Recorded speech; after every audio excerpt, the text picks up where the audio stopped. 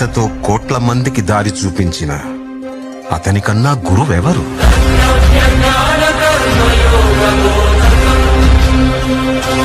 రక్షణ కోసం సముద్రం మధ్యలో ద్వారకా నగరాన్ని కట్టిన అతనికన్నా గొప్ప ఆర్కిటెక్ట్ ఎవరు? వేణుగానంతోనే గోవుల్ని గోపికల్ని కట్టిపడేసే అతన్ని మించిన మ్యూజిషియన్ ఎవరు?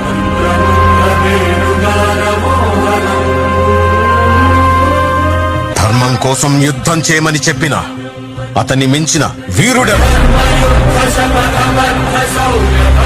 హోమయాగాలతో వర్షం తెప్పించిన అతనికన్నా ప్రకృతిని అర్థం చేసుకున్న క్లైమటాలజిస్ట్ ఎవరు?